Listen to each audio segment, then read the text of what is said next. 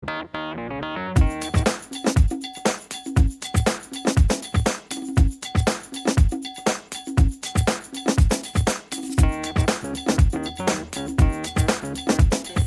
after-school and summer programs for children in North Tulsa. I'm also the tour guide. This is my 19th year here at the Cultural Center, and part of our purpose was to educate the public about the events of the race riot in Black Wall Street, because so many people did not know about it or talking about it, and we wanted to acknowledge and recognize our history and our survivors. We issued a plea in 1996 for race riot survivors to contact us. We knew we had about 21 living survivors. We were able to identify more than 165 people at that time. And one of our exhibits is a collection of some of their photographs along with a short caption about something that they remember about the Tulsa race riot or Black Wall Street. I think we are down to 2 survivors so far. But this organization, this building, the concept came along in the early 70s during a Model Cities meeting when the community was asked what we'd like to see in our community.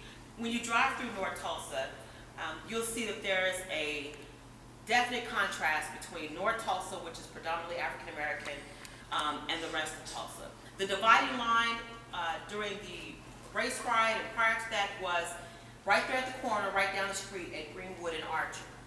And we'll see that. And today, it's still somewhat of a dividing line. That's still an invisible dividing line between the city of Tulsa and our community. So although we still don't have grocery stores and restaurants and clothing stores, malls, anything like that, what they thought was so important at the time was a cultural center where our kids could come and learn about their history, but also learn about different forms of the arts. This is a $3.5 million facility. It's 10,000 square feet alone, just in our banquet hall, 25,000 square feet total. We also maintain the home next door that I'll take you and show you that belong to race riot survivors Sam and Lucy Mackey. It still has some of their original pieces in the home, some pieces dating back to 1864, but it gives you an idea of how some African Americans were able to live during that time, which was different from what we had been told. Attending school in North Tulsa, which we had African American instructors, we had a Black history class, but we never talked about the Tulsa race riot or Black Wall Street. They talked about what most classes would talk about then was the civil rights era, slavery, Martin Luther King, some of those that considered themselves bold, talked a little bit about Malcolm X. But here where we were born and raised, people were not talking about the race riot that killed hundreds of people and destroyed thousands of buildings. We were not talking about Black Wall Street that was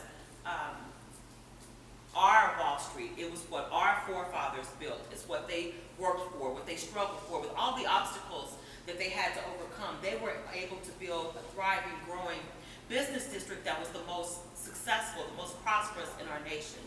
And for years, no one here in Tulsa was talking about that. So we took everything that we could get our hands across, such as newspaper articles and photographs, and began to create exhibits to teach the history of the race riot in Black Wall Street. How many of you guys are really not familiar with the history of the race riot of Black Wall Street? Good. Well, we're going to definitely go in depth and tell you the story and show you some of the photographs, newspaper articles, and I'm here to answer your questions. Whatever I can do to better educate you, I'm more than happy to do that. So at any time, don't hesitate to raise your hands and ask any questions. So what we're going to do is we're going to do the spiritual libations first, and then we will proceed with the tour. So if everyone will follow Elder out the door, you can leave your things here. It's all safe if you want to sit it down. And we can just go out for photos, whatever.